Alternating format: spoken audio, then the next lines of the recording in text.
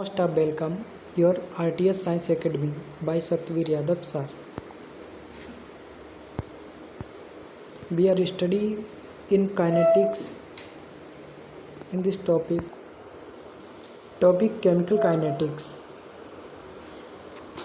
Chemical kinetics topic is very important as we your exam.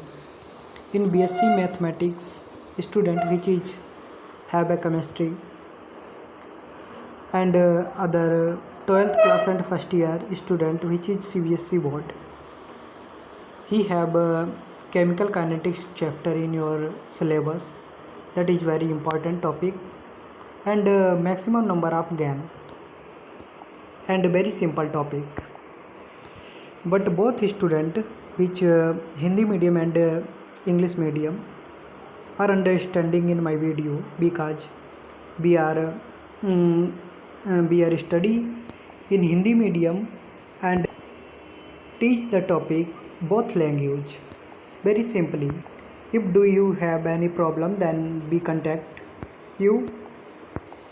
So I will be start the chemical kinetics chapter, first order, second order and zero order reaction. Let us start the point rate of reaction. The change of concentration of reactant or product in a given time is known as rate of reaction. It is also known as velocity of reaction. It is represented by R. बताया गया है कि change of concentration किसी भी reactant और या product की जो कंसंट्रेशन होती है वो टाइम के साथ चेंज होती है, तो उसको हम रिएक्टेंट की रेट कहते हैं या उसको वेलोसिटी भी कहते हैं. किसकी? रिएक्टेंट की, रिएक्शन की वेलोसिटी कहलाती है. जैसे कि हमारे पास कोई भी प्रोडक्ट है 10 ग्राम, हम मतलब रिएक्टेंट 10 ग्राम है हमारे पास, और उसमें से समय के साथ प्रोडक्ट में चेंज हो रहा है रिएक्टेंट, इसको ही रेट ऑफ रिएक्शन कहते हैं. इसमें दिया गया है example, let us reaction A gives out P. A reactant लिया गया है, पी प्रोडक्ट बनता है, तो इसकी रेट जो लिखेंगे R equal to minus del A upon del T equal to del P upon del T. Minus R negative sign notified, that is the reactant of rate reaction, and product rate of reaction del P upon del T. Second दिया गया है A plus B gives out P. A और B दो reactant हैं जिनके द्वारा कोई भी प्रोडक्ट P बनता है. इसकी रेट ऑफ रिएक्शन को लिखेंगे R equal to minus del A upon del T equal to del P minus del B upon del T equal to del P upon del T. Minus चिन्ह जो है वो rate of reaction की rate of reactant molecule की rate of reaction को दिखाता है. मतलब रिएक्टेंट मॉलिक्यूल जो है वो हमेशा घटता है, इसीलिए उसमें आगे नेगेटिव चिन्ह लगा देते हैं, बल्कि प्रोडक्ट तो बढ़ता ही है इसीलिए उसमें पॉजिटिव चिन्ह ही रहता है. बट अगर कोई ऐसी रिएक्शन दे रखी हो इसमें ए प्लस बी एन मतलब ए मॉलिक्यूल है नंबर ऑफ ए के, बी मॉलिक्यूल है नंबर ऑफ बी के, सी मॉलिक्यूल हैं प्रोडक्ट में सी के, एंड डी मॉलिक्यूल हैं डी के. जैसे ए बी, ऐसे हम दो रिएक्टेंट लेते हैं जिनमें मॉलिक्यूल ए स्मॉल बी हैं, और गिव्स आउट में हमको जो प्रोडक्ट में मिलता है सी मॉलिक्यूल का हमें कैपिटल सी प्रोडक्ट मिलता है, स्मॉल डी मॉलिक्यूल का हमें कैपिटल डी प्रोडक्ट मिलता है. इसकी हम रिएक्शन को किस प्रकार लिखेंगे, ये कभी कभी हमारी जो है ऑब्जेक्टिव टाइप क्वेश्चन हमें पूछ दी जाती है, तो इसको लिखते हैं R equal to minus A minus 1/a del A upon del T. इसी प्रकार से equal to minus 1/b del B upon del T equal to 1/c capital del C upon del T equal to 1/d capital D upon del T. तो ये हो गई rate of reaction आपकी. उसके बाद में पढ़ते हैं rate law. What is rate law? According to rate law the rate of reaction chemical is directly proportional to the concentration of reactant molecule. बताया गया है कि जो रेट लॉ होता है उसमें बताया गया है कि रेट जो होती है केमिकल रिएक्शन की वो डायरेक्टली प्रोपोर्शनल किसके होती है? कंसंट्रेशन ऑफ रिएक्टेंट मॉलिक्यूल की। प्रोडक्ट से कोई मतलब नहीं होता है, रिएक्टेंट की जो हमारी कंसंट्रेशन होती है उसके डायरेक्टली प्रोपोर्शनल रेट होती है। यही बताया गया है रेट लॉ में, इसी को कहते हैं rate law. Let a chemical reaction A + B gives out P। एक रिएक्शन ली गई है जिसमें A + B रिएक्टेंट लिए गए हैं, गिव्स आउट में हमको P प्रोडक्ट मिलता है।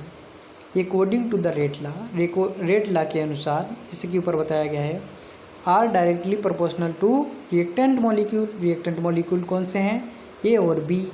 तो प्रोपोर्शनल को हटाया, K कांस्टेंट आ गया, where K is rate constant. Equation 1 is known as rate expression law. If A = 1 B = 1, मतलब अगर रिएक्टेंट के और A और B मॉलिक्यूल 1 1 है, देन फ्रॉम इक्वेशन 1 से R = 1 हो जाएगा, क्योंकि दिया गया है यहाँ पर rate R = K A × B। अगर A का मान भी 1 हो जाता है और B का मान भी 1 हो जाता है तो R = 1 आ जाएगा, जो कि यहाँ पर आया है।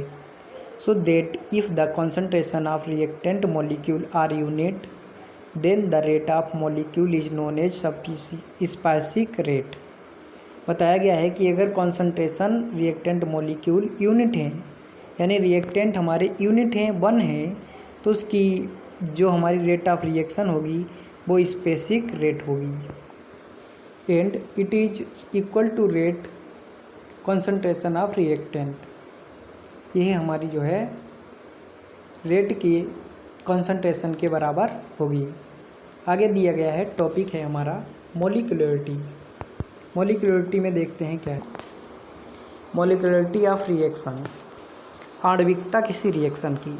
हिंदी में the total number of reactant molecule in a balanced stoichiometry reaction which participate in chemical reaction is known as molecularity of reaction। बताया गया है कि किसी भी केमिकल रिएक्शन में जो कि स्टोइकोमेट्री रिएक्शन हो, यानी पूर्ण संतुष्ट रिएक्शन हो, उसमें जो मॉलिक्यूल भाग लेते हैं उसको हम मॉलिक्यूलरिटी कहते हैं। यानी रिएक्टेंट में जितने भी मॉलिक्यूल भाग लेंगे किसी भी रिएक्शन के, तो वो हमको मॉलिक्यूलरिटी ऑफ रिएक्शन को बताएगा, यानी मॉलिक्यूलरिटी ऑफ रिएक्शन आणविकता को बताएगा। इसमें उदाहरण दिया गया है, for example H2 + I2 = 2HI। तो मॉलिक्यूलरिटी हम ले लेते हैं, H1 अणु दिया गया है, I2 अणु दिया गया है, यानी 2 मॉलिक्यूल दिए गए हैं हाइड्रोजन और आयोडीन के। तो इनको कितने अणु हुए? 1 + 1 = 2, तो इसकी मॉलिक्यूलरिटी हो गई 2। इसी प्रकार से अमोनिया में भी दिया गया है कि N2 + 3H2 gives out 2NH3।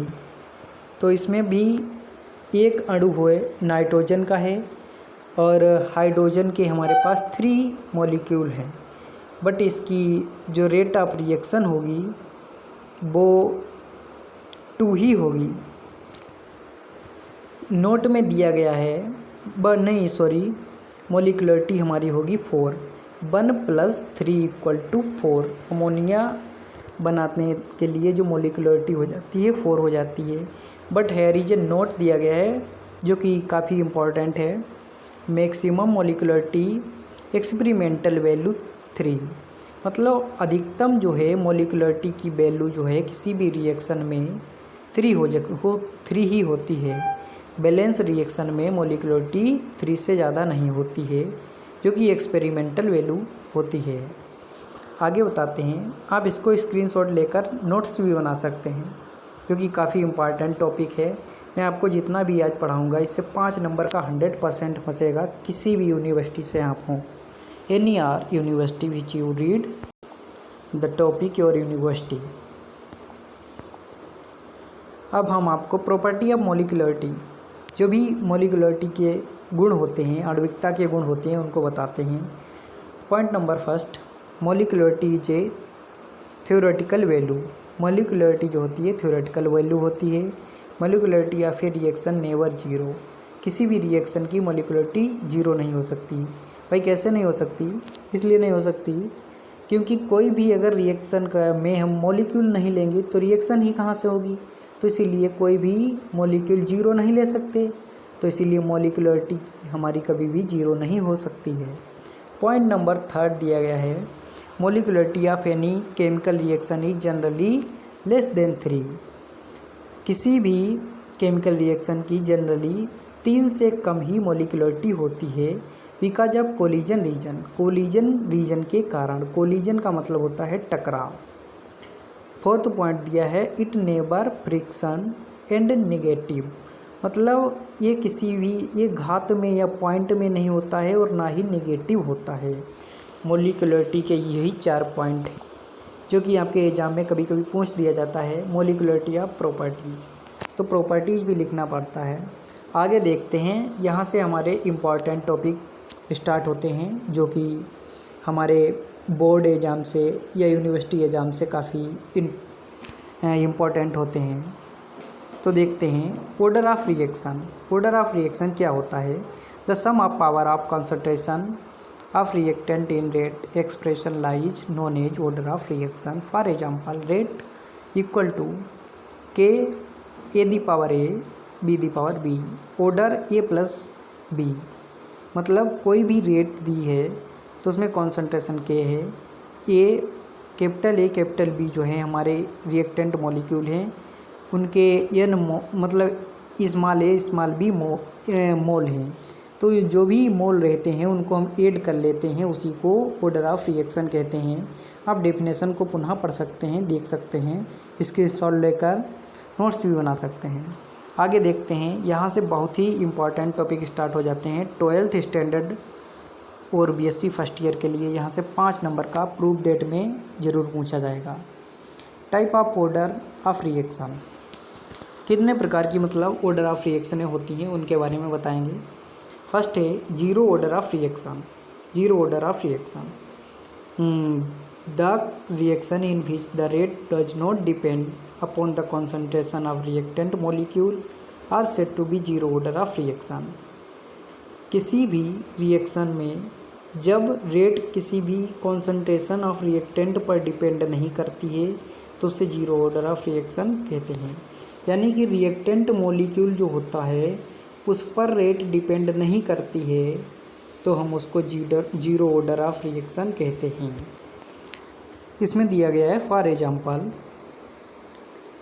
CH4 plus Cl2 equal to या gives out CH3Cl plus HCl। तो यहाँ पर अगर देखा जाए ऑर्डर ऑफ रिएक्शन तो यहाँ पर नहीं डिपेंड करेगी, क्योंकि और इसकी एक मुख्य पहचान रहती है, यहाँ पर हीट होता है या कैटलिस्ट होता है या सन लाइट होती है, इन चीज़ों का प्रयोग किया जाता है जो कि इसके ही प्रेजेंस में जीरो ऑर्डर की रिएक्शनें कंप्लीट होती हैं। यहाँ पर सनलाइट का प्रयोग हुआ है रिएक्शन में, नोट दिया गया है, इसीलिए नोट बहुत इम्पोर्टेंट होता है, इसको काफ़ी ध्यान से पढ़िए। Zero order of reaction complete presence sunlight and catalyst. Spelling mistake हो सकती है because my English language is not much standard. अब देखते हैं mathematical form of zero order reaction. यही है सबसे मेन इम्पॉर्टेंट। मैथमेटिकल फॉर्म अगर आप लिख देंगे तो 5 में 5 नंबर मिलेंगे। देखिए, लेट अस कंसीडर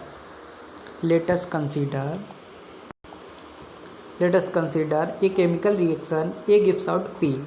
एक ऐसी रिएक्शन को लेते हैं जिसमें ए रिएक्टेंट पी प्रोडक्ट बनाता है। एक रिएक्शन में ए रिएक्टेंट है और पी प्रोडक्ट है। At initial condition T equal to zero, यानी हम जो टेम्परेचर है उसको ज़ीरो लेते हैं तो हमारा ए जो है स्मॉल ए ही रहता है, पी ज़ीरो रहता है। क्योंकि अगर हम कोई भी टाइम नहीं देते, किसी निश्चित टाइम जो है उसी टाइम पर हम देख लेते हैं तो हमारा रिएक्टेंट वही रहता है, प्रोडक्ट कुछ नहीं बनता है। But after some time T, कुछ टाइम टी के पश्चात जो भी हमारा रिएक्टेंट मॉलिक्यूल होता है उसमें से एक्स हमारा घट जाता है और एक्स प्रोडक्ट में चला जाता है according to the rate law, the rate of reaction. इस प्रकार जो है according to the rate law क्या कहता है, पीछे आप पढ़ चुके हैं। क्योंकि रिएक्टेंट मॉलिक्यूल होता है उसके डायरेक्टली प्रोपोर्शनल होता है, तो यहाँ आर को हम लिख देते हैं रेट, और डायरेक्टली प्रोपोर्शनल किसके करना है, रिएक्टेंट के। कब करना है, टेम्परेचर टी पर। तो यहाँ टी टेम्परेचर को हम लेते हैं, ये आ जाएगा ए माइनस एक्स, और इस पे क्या है, कौन सी ऑर्डर की रिएक्शन है हमारी, जीरो ऑर्डर की रिएक्शन, तो हम जीरो लगा देते हैं पावर में। अब लिखते हैं रेट को, हम लिखते हैं D X upon D T से भी, मैंने आपको पीछे बताया ही है। इसका मतलब ही होता है कि मतलब टाइम के रिस्पेक्ट में जो भी हमारी रिएक्टेंट कॉन्सेंट्रेशन में चेंज होती है उसको ही हम रेट कहते हैं। तो D X upon D T equal to, proportional को हटा देते हैं, कांस्टेंट के लगा देते हैं, ए माइनस एक्स लिख लेते हैं। और आपको मालूम भी होगा जब किसी भी चीज़ की पावर जीरो होती है तो उसका मान क्या होता है, 1 होता है। जैसे ए माइनस एक्स लिखा है तो इसकी पावर जीरो है, तो इसकी वैल्यू क्या होगी, 1 होगी। यानी कोई भी चीज़ हो जब उसकी अगर पावर वैल्यू जीरो हो तो उसको हम क्या कहेंगे, 1 लिखेंगे। देखो आगे देखते हैं, D X upon D T equal to K आ गया। Where K is rate concentration or velocity concentration, on integration both side, दोनों तरफ समाकलन करने पर डी एक्स को एक तरफ लिख लिया, और के कॉन्सेंट्रेशन है तो ये तो कांस्टेंट है तो इसको बाहर लिख लिया, और डी टी लिख लिया समाकलन का चिन्ह लगा के। इंटीग्रेशन करने पर पाते हैं डी एक्स का क्या होता है, एक्स होता है, और के जो है वो तो डायरेक्ट ऐसे उतर जाएगा। डी टी का क्या होता है, टी होता है, प्लस सी, सी को जोड़ लेते हैं क्योंकि इंटीग्रेशन कांस्टेंट होता है। At T equal to zero, T zero लेने पर, एक्स जीरो लेने पर, यानी इनिशियल कंडीशन पर, फ्रॉम इक्वेशन 1, जो इक्वेशन 1 आपकी यहाँ है उसमें देखिए पुट करते हैं वैल्यू, तो हमारा x बराबर 0 और t बराबर 0 पुट करने पर के साथ इनटू में है यहाँ पर, तो ये भी 0 हो जाएगा, c ऐसे ही उतर जाएगा, तो यहाँ आ जाएगा c इक्वल टू 0। अब c equal to 0 equation number 1 में पुट कर देंगे जो यहाँ दी है। देखिए x equal to K T, तो के टी आ जाएगा, यहाँ हम के की वैल्यू निकाल लेंगे, K equal to X upon T, ये हो जाएगा आपका K equal to X upon T. ये हमारी जीरो ऑर्डर की रिएक्शन के लिए आ जाता है, ठीक है। अब हम देखते हैं हाफ लाइफ टाइम के लिए, देखते हैं, आप स्क्रीनशॉट भी ले सकते हैं, नोट्स बनाइएगा इसका, ये बहुत ही इंपॉर्टेंट टॉपिक है। फर्स्ट ऑर्डर और second order zero order reaction, इसी से ही क्वेश्चन बनता है। थर्ड ऑर्डर या फोर्थ या nth ऑर्डर की रिएक्शन से कभी भी क्वेश्चन फर्स्ट ईयर और इंटर 12th बोर्ड एग्जाम में कभी भी नहीं बनता है। यहाँ तक 12th एग्ज़ाम की बात की जाए तो वहाँ फर्स्ट और जीरो ऑर्डर से ही क्वेश्चन बनता है, और कतई एकदम डिक्टो आपको छपा हुआ क्वेश्चन मिलेगा कि आपको प्रूव करना है, या तो आपको जो है प्रूव करने के लिए ही क्वेश्चन मिलेगा। बता दिया जाएगा कि फर्स्ट ऑर्डर की रिएक्शन इतने टाइम में हो रही है, उसका हाफ लाइफ टाइम निकालिए, या इतने टाइम में रिएक्शन हो रही है, इसको कितना टाइम दिया जाए ये कंप्लीट पूरी रिएक्शन हो जाए। इस टाइप से क्वेश्चन पूछे जाते हैं।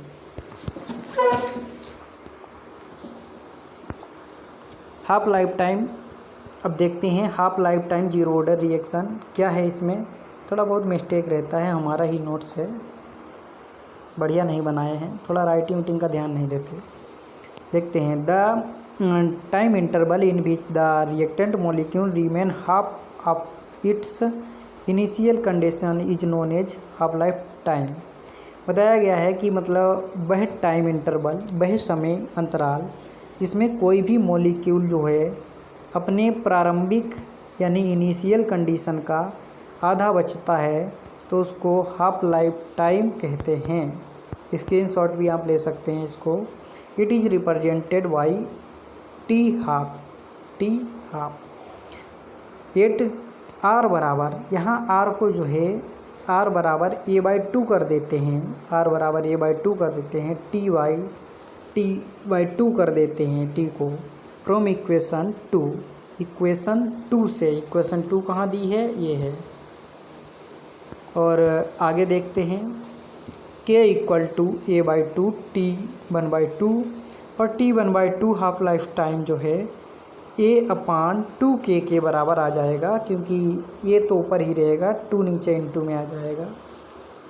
तो so that t½ is proportional equal to a। तो अगर हम 2k जो है इसको हटा दें और t जो है हाफ को हम इस तरह से लिख लें प्रोपोर्शनल टू a, तो इस तरह से वैल्यू आ जाएगी। यहाँ पर दी है, थोड़ा दिख रहा होगा आप लोगों को, देख लीजिए। साफ नहीं आ रहा है वीडियो, क्योंकि मोबाइल हमारा बहुत ही अच्छी कंडीशन वाला तो नहीं है, इसीलिए देख लीजिए आप। जीरो ऑर्डर और हाफ ऑर्डर की रिएक्शन काफ़ी इम्पॉर्टेंट रहती है, पढ़ते रहिए। आगे देखते हैं mathematical form of zero order reaction. Let us consider a chemical reaction, A gives out P,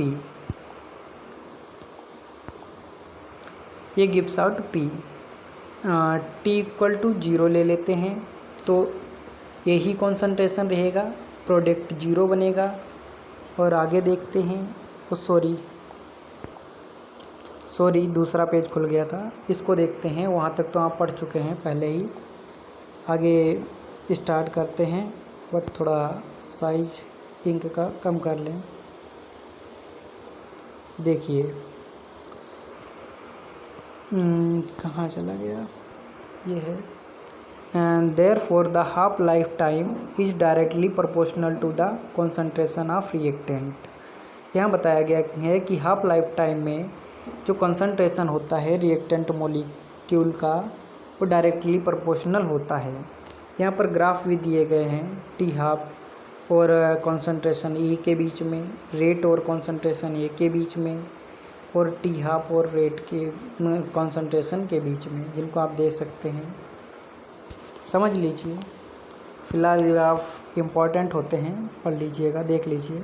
आगे देखते हैं property of zero order reaction. Point number first, the rate of reaction, सुनिए, the rate of zero order reaction is independent from the concentration of reactant molecule. जैसे कि आपने पहले ही देखा था, आया था T = x/T, तो उससे पता चलता है कि जो जीरो ऑर्डर की रिएक्शन होती है वो फ्री होती है, इंडिपेंडेंट होती है कॉन्सेंट्रेशन ऑफ रिएक्टेंट मॉलिक्यूल की। उसमें शुरुआत में A लेते हैं तो A कहीं पर भी नहीं आता है। उसके बाद में सेकेंड पॉइंट दिया गया है, half life time of zero order of reaction is directly proportional to the concentration of reactant molecule. और हाफ लाइफ टाइम की जो रिएक्शन होती है वो डायरेक्टली प्रोपोर्शनल होती है किसके, कॉन्सेंट्रेशन रिएक्टेंट मॉलिक्यूल की। जैसे आपने अभी देखा था, टी हाफ जो था अपना, वो इक्वल टू था a/2k के बराबर। तो 2k जो है 1/2k, इसको हम मान लेते हैं प्रोपोर्शनल के लिए चिन्ह लगा देते हैं, इसको हटा देते हैं, तो a के बराबर में हो जाता है हमारा टी हाफ। ये टी बना है, ध्यान से देख लीजिएगा, यही बताया गया है इस पॉइंट में, जिसको हम देखते हैं, थोड़ा रफ कर लें, उसके बाद साफ दिखेगा। आप स्क्रीनशॉट भी ले सकते हैं, क्योंकि ये प्रॉपर्टी काफ़ी इम्पोर्टेंट होती हैं। बताया गया है कि हाफ लाइफ टाइम जो होती है उसमें कॉन्सेंट्रेशन जो होता है जीरो ऑर्डर की रिएक्शन में वो डिपेंड करता है, जबकि केवल जीरो ऑर्डर की रिएक्शन होती है उसमें कॉन्सेंट्रेशन रिएक्टेंट मॉलिक्यूल पर डिपेंड नहीं करता है। थर्ड पॉइंट दिया है, इट इज़ 100% कंप्लीट। ये मतलब 100% कंप्लीट होती हैं रिएक्शनें, जीरो ऑर्डर की रिएक्शन 100% कंप्लीट होती है। Total 2 half life time required to complete zero order reaction, मतलब 2 पूरे हाफ लाइफ टाइम हमको ज़रूरत होते हैं ज़ीरो ऑर्डर रिएक्शन को कंप्लीट करने में। जैसे 100 हो गया, 100 से हमारा 50 बचा, 50 25 बचा, फिर 12.5 बचा, 6.5 बचा, इसी तरह डॉट डॉट डॉट आगे तक चलता रहेगा। तो हमको 2 टाइम्स ज़रूरत पड़ता है हाफ लाइफ टाइम कंप्लीट करने के लिए। और यहाँ यूनिट दी गई है, यूनिट तो बहुत ही इम्पोर्टेंट है। 100% कहीं ना कहीं आप अगर कॉम्पिटिटिव एग्ज़ाम देंगे तो ये पूछा ही जाएगा, बहुत ही ज़रूरी है। इसको आप निकालना भी सीख लें और याद भी कर लें, यानी रट लें। दिया जाता है ज़ीरो ऑर्डर रिएक्शन में K = X/T equal to X जो होता है यहाँ पर कॉन्सेंट्रेशन होता है। कॉन्सेंट्रेशन की जो यूनिट होती है मोल प्रति लीटर होती है, तो मोल लीटर इनवर्स हो गया। सेकेंड जो है टाइम का हो गया, पान में टाइम है, तो इसकी जो यूनिट आ जाती है mole litre inverse second inverse. Zero order reaction की जो यूनिट होती है mole litre inverse second inverse होती है। इम्पॉर्टेंट है, इसको रट लीजिए। अब आते हैं नेक्स्ट टॉपिक है हमारा फर्स्ट ऑर्डर रिएक्शन। ये तो कतई एकदम 100% श्योर है कि पूछा ही जाएगा, ये नहीं पूछा जाएगा, या कुछ पूछने की प्रोबेबिलिटी है, पूछा ही जाएगा। The chemical reaction in which the rate of reaction depend on the concentration of single molecule are said to be first order of reaction. बताया गया है ऐसी केमिकल रिएक्शन, ऐसी रासायनिक अभिक्रिया जिसमें रेट ऑफ रिएक्शन केवल कॉन्सेंट्रेशन ऑफ रिएक्टेंट मॉलिक्यूल के 1 मोल पर डिपेंड करती है, फर्स्ट ऑर्डर रिएक्शन कहलाती है। For example PCl5 gives out PCl3 + PCl2। तो यहाँ पर PCl5 जो है यहाँ पर एक ही मॉलिक्यूल है, इसके द्वारा पूरी रिएक्शन हो रही है, तो इसमें एक ही रिएक्टेंट मॉलिक्यूल ने भाग लिया है, इसीलिए ये फर्स्ट ऑर्डर रिएक्शन। देखिए mathematical form of first order reaction, mathematical form is first order of reaction is so more important because the topic first order of reaction always time discuss the question paper and gives out the answer by the students. So we discuss this topic. Let us consider, जैसे कि मैं मानता हूँ, मानना ही कहते हैं इसमें, जिसे माना ही जाता है। मैथ हो गया और बाकी अदर टॉपिक हो गए, उनमें कुछ ना कुछ माना ही जाता है। थोड़ा इंक को इस्तेमाल कर लेते हैं। ये दिया गया है इफ़ एक कंसीडर केमिकल रिएक्शन, एक ऐसी अभिक्रिया को हम मानते हैं इन इनिशियल टाइम, यानी 0 समय पर T0 पर रिएक्टेंट A रहेगा, प्रोडक्ट 0 रहेगा। आफ्टर टाइम T पर A-X घट जाएगा, रिएक्टेंट में से प्रोडक्ट में चला जाएगा, X प्रोडक्ट हो जाएगा। Where A is the concentration of reactant molecule in initial condition and A-X is the concentration of reactant molecule at the T time. बताया गया है कि जो है रिएक्शन ऐसी है जिसमें इनिशियल कंडीशन और फाइनल कंडीशन दिया गया है। फाइनल कंडीशन पर हमारा जो है A-X कॉन्सेंट्रेशन है और इनिशियल पर A है, ये दोनों दे रखे हैं, देख लीजिए, ध्यान से पढ़ लीजिए। According to the rate law के अनुसार, रेट लॉ क्या कहता है कि जो रेट होती है वो हमारी डायरेक्टली प्रोपोर्शनल किसके होती है, concentration of reactant molecule. Reactant molecule कहाँ है, ये है, और प्रोडक्ट मॉलिक्यूल ये है। तो रिएक्टेंट मॉलिक्यूल जो होता है वो भी हमारा T टाइम पर, तो हम उसको लेकर आगे बढ़ते हैं। यहाँ पर dx/dt रेट हो गया, डायरेक्टली प्रोपोर्शनल टू A-X हो गया। dx/d2 = K यहाँ पर कॉन्स्टेंट आ गया, A-X हो गया। तो यहाँ पर जो है हम dx सेपरेशन ऑफ वेरिएबल लगा लेते हैं। जो मैथ्स के स्टूडेंट हैं वो समझते होंगे, x वाले पार्ट एक तरफ कर लेते हैं और बाकी T या K जो भी होते हैं उनको पार्ट्स को एक तरफ कर लेते हैं। तो यहाँ A-X जो है डी एक्स के नीचे ले आते हैं, डी एक्स के नीचे आ गया। आगे देखते हैं इसमें वन इंटीग्रेशन बोथ साइड, दोनों तरफ जो है हमको इंटीग्रेशन करना है, समाकलन करना है। देखिए D X upon A minus X equal to K D T, और यहाँ बताया गया है K is the rate constant और velocity constant of first order reaction. तो D X A minus X इसका जो है इंटीग्रेशन होता है minus log A minus X equal to K T, के ऐसा ही रहेगा, टी का टी हो जाएगा, प्लस सी इसमें जोड़ दिया जाता है इंटीग्रेशन कांस्टेंट के लिए। अगर आपको समाकलन निकालने में इसकी दिक्कत हो रही हो D X upon A minus X, तो मैं आपको यहाँ पर करके दिखा देता हूँ। मान लेते हैं A minus X equal to T, तो पहले हम जो है इसका समाकलन करते हैं, अपकलन करते हैं। ए है, ये तो एक निश्चित समय इसका 0 हो जाएगा, और एक्स जो है इसका डी एक्स अपान डी टी हो जाएगा, और माइनस का चिन्ह लग जाएगा, इक्वल टू क्या हो जाएगा, टी के रिस्पेक्ट में कर रहे हैं यहाँ पर, तो डेल टी हो ही जाएगा। सॉरी गलत हो गया थोड़ा, फिर से करके दिखाते हैं। जो ए है उसका 0 हो जाएगा, ए का 0 हो जाएगा, एक्स का डी एक्स हो जाएगा, वो भी माइनस का चिन्ह लग जाएगा, और इसका डी टी हो जाएगा। ठीक है, जब इसकी वैल्यू जो है हम यहाँ पर पुट करेंगे, D X equal to D T है, तो इसको हमने टी माना, तो इसकी जगह पर डी एक्स बराबर डी टी लिख सकते हैं। तो डी टी अपान इसकी वैल्यू जो है डी ए माइनस एक्स को हमने टी के बराबर माना, तो टी लिख लेते हैं। ठीक, तो एक इसका फार्मूला होता है, माइनस भी लगा रहेगा क्योंकि यहाँ टी एक्स माइनस बराबर डी टी है, तो यहाँ डी टी में माइनस लगा लिया, तो माइनस का चिन्ह ऐसे ही आगे आ जाएगा।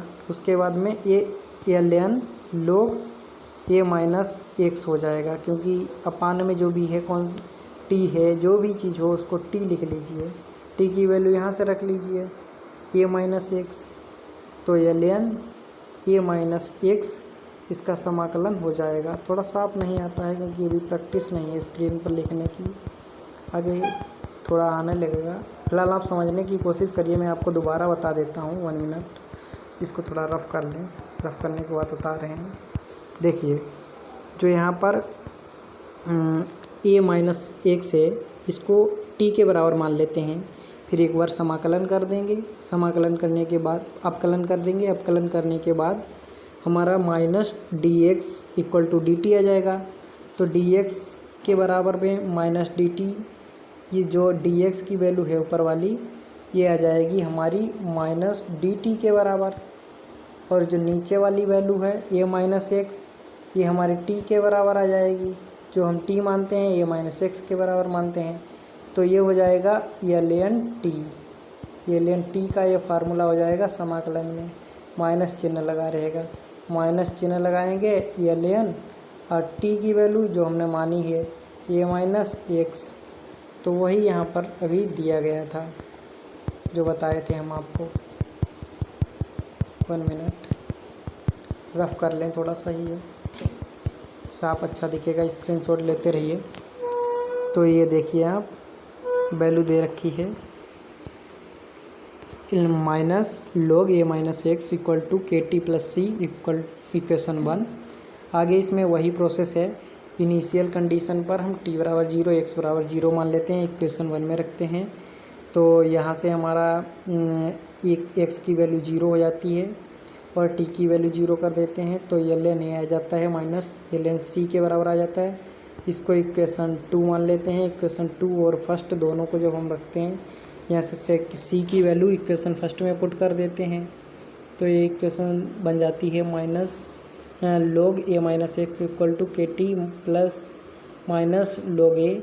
इसको आगे सॉल्व करते हैं, K T equal to log A minus log A minus B equal to यहाँ log m माइनस n का फार्मूला लगाते हैं ln a upon a minus X और k equal to 1/t equal ln a minus x लगा देते हैं। जब इसको हम log के फॉर्म में लाते हैं it is the rate concentration of first order reaction k equal to 2.303 upon t और log 10 the power a minus X आ जाता है। यही आपका जो है फर्स्ट ऑर्डर के लिए हो जाता है। फर्स्ट ऑर्डर ऑफ रिएक्शन के लिए दिया गया है it is the rate concentration for first order of reaction. ये बहुत पूछा जाता है, आप एक बार ज़रूर स्क्रीनशॉट ले लें क्योंकि ये शायद ही ना पूछा जाए, नहीं 12th और फर्स्ट ईयर बीएससी वाले स्टूडेंट जो हैं उनके लिए बहुत इम्पोर्टेंट टॉपिक है, ज़रूर पूछा जाएगा। एक बार आप स्क्रीनशॉट ले लीजिए, फिर आगे बढ़ते हैं। अब नेक्स्ट टॉपिक देखते हैं half life time of the first order reaction. ये भी इम्पोर्टेंट टॉपिक है काफ़ी ही। तो दिया गया है 8 इंक, जरा इंक को छोटा कर लेते हैं, कहाँ चला गया इंक को कम कर लिए। अब देखिए x equal to a minus X T equal to half T. तो हाफ रिएक्शन होती है या हाफ लाइफ टाइम रिएक्शन होती है। उसमें क्या होता है, कोई भी रिएक्शन में रिएक्टेंट मॉलिक्यूल होता है या कॉन्सेंट्रेशन होती है वो हाफ रह जाती है। तो एक कॉन्सेंट्रेशन थी हाफ हो गई, a/2 रह गई, मतलब a/2 ख़त्म हो गई, a/2 रह गई, t समय हाफ रह जाता है। तो इसमें हम देखते हैं, ये तो हम पीछे से ही पढ़ चुके हैं, वी नाउ दैट अभी प्रूव किया था k इक्वल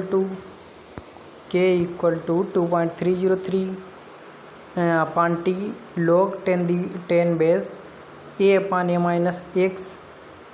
तो इसमें क्या करेंगे, हम t की जगह पर t हाफ रख देंगे, a की जगह पर a हाफ रख देंगे, x की जगह पर a हाफ रख देंगे। अब देखते हैं आगे इस रिएक्शन में k equal to 2.303 upon T half log 10 a की जगह पर a ही रहेगा, अपान में a x की जगह पर a/2 रख देंगे। आगे इसको जब हम सॉल्व करते हैं तो हमारा 2.303 upon T half log 10 a upon a/2 बचेगा, क्योंकि a में से आधा a जाता है तो आधा a बच जाता है माइनस का। ठीक है, जैसे 1 रुपया है तो उसमें 50 पैसा चला जाता है, 85 ही पैसा बचता है। इसी प्रकार इसमें है कि a जो था उसमें से 50% a गायब हो जाता है, तो 50% a बचता है, यानी आधा a बच गया। तो k equal to 2.303 upon T half log a the power 2। a की पावर 2 इसलिए हो जाता है क्योंकि ये जो है ऊपर चला जाएगा, इसकी पावर में बन जाएगा। तो आपको मालूम होगा log 10 की पावर 2 इसकी वैल्यू होती है 0.3010 यानी 0.3010। तो यहाँ पर पुट कर दी है ये वैल्यू, देखिए आपको दिख रहा होगा। k इक्वल टू जब इनकी मल्टीप्लाई कर लेंगे तो आएगा 0.693 अपान टी हाफ। ये काफ़ी इम्पॉर्टेंट रहता है न्यूमेरिकल क्वेश्चन को हल करने के लिए। T half equal to 0.693 upon k। और देखिए ग्राफ दिया गया है टाइम और कंसंट्रेशन रिएक्टेंट मॉलिक्यूल के और रेट और कंसंट्रेशन के बीच में। अब प्रॉपर्टी आपको पढ़ा देते हैं। Property of first order reaction. The rate of first order reaction, point number first, depend upon the concentration on molecule reactant. इसमें बताया गया है कि जो रिएक्टेंट मॉलिक्यूल होता है उसकी कंसंट्रेशन पर फर्स्ट ऑर्डर रिएक्शन डिपेंड करती है, जबकि जीरो ऑर्डर में ऐसा नहीं था, उसमें नहीं डिपेंड करती थी। और सेकंड पॉइंट में दिया गया the half life time first order of reaction is independent from the concentration of reactant molecule. जो हाफ लाइफ टाइम होती है वो कंसंट्रेशन ऑफ रिएक्टेंट मॉलिक्यूल से पर डिपेंड नहीं करती। ये देखो हाफ लाइफ टाइम है, इसमें कहीं भी आपको कंसंट्रेशन ऑफ रिएक्टेंट मॉलिक्यूल दिख रहा नहीं दिख रहा, तो इसीलिए डिपेंड नहीं कर रही है। यही सब होता है, बस आप थ्योरेटिकली पढ़ लेते हैं, उसको देखते नहीं हैं। आप हर चीज़ को पढ़ने के साथ साथ देखिए भी, दिखे आपको क्या ये रियल में पढ़ रहे हैं सही है। तो यही है सब। आगे देखते हैं third point, all half life time of first order reaction is equal to each other. मतलब प्रत्येक हाफ लाइफ टाइम जो है एक दूसरे के बराबर होती है। जैसे कि अगर 100% कोई रिएक्शन थी, उसको हाफ किया तो 25% होने में जितना टाइम लगेगा, फिर 25 सॉरी हाफ लाइफ टाइम 100% थी, 100 से फिर हम 50% कंप्लीट कर लिए, जितना टाइम लगेगा 50% कंप्लीट होने में, फिर 50% से 25% कंप्लीट करने में जितना टाइम लगेगा, 25 से 12.5 जितना कंप्लीट करने में टाइम लगेगा, वो सब टाइम इंटरवल बराबर होंगे। यानी कितना भी हमारा कंसंट्रेशन हो, उसको अगर हाफ करेंगे तो उसका टाइम जो है हर एक रिएक्शन के लिए एक ही जैसा होगा, सेम रहेगा। तो इसमें दिया गया है कि इक्वल टू 2.303 लोग ये अपान ए माइनस एक्स, सॉरी वो अलग है इधर, अभी आपको इसके बारे में भी बताएंगे। इधर देखिए यूनिट दिया गया है, unit of rate concentration reaction, थोड़ा शॉर्ट में लिख दिए हैं यहाँ पर, इज सेकेंड इनवर्स। बताया गया है कि फर्स्ट ऑर्डर जो रिएक्शन होती है उसका यूनिट होता है सेकेंड इनवर्स, केवल सेकेंड इनवर्स ही होता है। और जीरो ऑर्डर में क्या था बताओ, उसका था mole litre inverse, second inverse. दोनों बहुत पूछे जाते हैं, कोई भी एग्ज़ाम अगर आप देना जाएंगे तो उसमें ज़रूर मिलेगा, जिसमें अगर केमिस्ट्री से पूछा जाएगा क्वेश्चन तो इन दोनों में से कोई एक क्वेश्चन हमेशा में मिलता ही मिलता है। यहाँ देखिए निकालने के लिए बताते हैं कैसे यूनिट को फाइंड करते हैं। K equal to 2.303 upon T log A minus X. तो 2.303 अपान टी लॉग 10, इतना तो कॉन्सेंट्रेशन कांस्टेंट हो गया, तो इसकी तो कोई यूनिट होती नहीं है। आगे दिखाते हैं आपको, सॉरी टाइम की होती है, यहाँ टाइम दिया है, टाइम की होती है जो 2.303 लॉग 10, इसकी कोई यूनिट नहीं होती है। तो यहाँ दिया गया है ए और नीचे दिया ए माइनस एक्स। ए जो है वो भी कॉन्सेंट्रेशन है, ए माइनस एक्स है वो भी कॉन्सेंट्रेशन है। कॉन्सेंट्रेशन कट जाएगा, नीचे सेकंड रह जाएगा, सेकंड को जब ऊपर ले जाएंगे तो सेकंड इनवर्स हो जाएगा। देख लीजिए ये दिया है। Okay, next topic.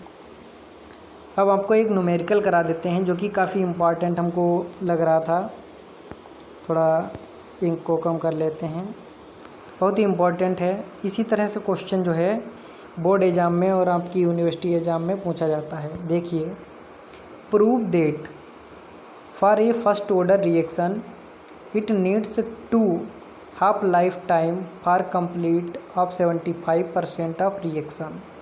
बता रहे हैं कि फर्स्ट ऑर्डर की एक रिएक्शन है, उसको 2 हाफ लाइफ टाइम ज़रूरत होते हैं 75% रिएक्शन पूरा करने के लिए।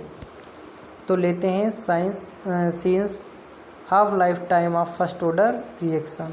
Half life time first order का लिख लेते हैं, इसे अभी निकाला नहीं था। फर्स्ट ऑर्डर का half life time equal to 0.693 upon K, ये हो गया हाफ लाइफ टाइम के लिए। यहाँ से कॉन्सेंट्रेशन लिख लेते हैं। कॉन्सेंट्रेशन तो हर एक रिएक्शन का फर्स्ट ऑर्डर का सेम ही रहेगा, चाहे जीरो हो चाहे फर्स्ट हो। उसके बाद में देखते हैं the first order of reaction concentration, K equal to 2.303 upon T log 10 A minus X. ये हमारा फार्मूला होता है फर्स्ट ऑर्डर रिएक्शन के लिए। क्या बताया गया है कि मतलब मानते हैं कि एक मॉलिक्यूल है रिएक्टेंट में, वो 100% ए है और उसमें 75% पूर्ण हो गया है, तो कितना शेष बचा है, ए माइनस एक्स बचा है। रिएक्टेंट जो होता है वो जितना बचता है वो होता है, और प्रोडक्ट वो होता है जितना बनता है। 75% बन गया है तो बचा कितना, 25% रिएक्टेंट हो गया, ये माइनस एक्स रिएक्टेंट हो गया। तो इसको के बराबर 2.303 अपान टी लिख लेते हैं लोग। और ए जो है 100% है, तो ए को 100% 100 लिख लेते हैं। ए माइनस एक्स कितना बचा है, 25 बचा है, 25 से इसको काट देते हैं, 4 आ जाएगा यहाँ पर देखिए। उसके बाद के इक्वल टू 2.303 अपान टी, 2 आगे ले आते हैं, 4 की पावर 2 दी पावर 2 लिखेंगे, तो एम की पावर एन वाला फार्मूला लगाएंगे, ये 2 आगे ले आएंगे। आगे देखते हैं के इक्वल टू 2 आगे ले आते हैं। उसके बाद में लिखते हैं 3.303 टी log 2 की पावर 2। अगर इसको आप जब गुणा वह करेंगे 2 तो ये अलग लिखा रहेगा 2.303 upon T log 10 the power 2। 10 the power 2 का अभी मैंने बताया था 0.3010 0.3010 होता है। जब 0.3010 को 2.303 से अगर गुणा करोगे तो आ जाएगा 0.693 अपान टी। तो यहाँ पर देखिए इस वाले पॉइंट में k इक्वल टू 2 इंटू 1.693 आ जाता है। तो इक्वेशन वन में देखते हैं, रखते हैं तो 0.693 अपान टी हाफ यहाँ दिया गया है, देखो ये इधर। उसके बाद में आपको बताते हैं और इक्वल में कितना आया 2 इंटू 0.693 अपान टी। तो ये किसके लिए है, फर्स्ट ऑर्डर के लिए है और ये half life time first order के लिए है। तो 0.693 को कट कर देते हैं तो यहाँ आ जाएगा t equal to 2 into half life time. यही ऊपर पूछा गया है कि क्या फर्स्ट ऑर्डर रिएक्शन में 2 हाफ लाइफ टाइम की ज़रूरत होगी 75% रिएक्शन पूर्ण होने पर, तो हाँ होगी। और इसी तरह से हम सोल्व करेंगे, प्रूफ दे देंगे। इस तरह के क्वेश्चन बहुत ही ज़्यादा एग्जाम में पूछे जाते हैं। मैं आपको समय समय पर और भी क्वेश्चन कराता रहूँगा और इम्पॉर्टेंट टॉपिक ज़रूर दूंगा जो कि 100 में 100% पेपर में आने की प्रोबेबिलिटी रहती है। बीएससी फर्स्ट ईयर के लिए मैं वो टॉपिक दूंगा जो 100% श्योर आएंगे ही। अगर 50 नंबर मतलब 35 नंबर का पेपर होगा तो उसमें से ज़रूर 30-32 नंबर का ही फंस जाएगा। बहुत अच्छे से आगे मैं आपको सॉल्यूशन करा दूंगा। अगर 20 क्वेश्चन कराऊंगा तो 10 क्वेश्चन पेपर में फंसने की गारंटी रहेगी। Thank you, all of you.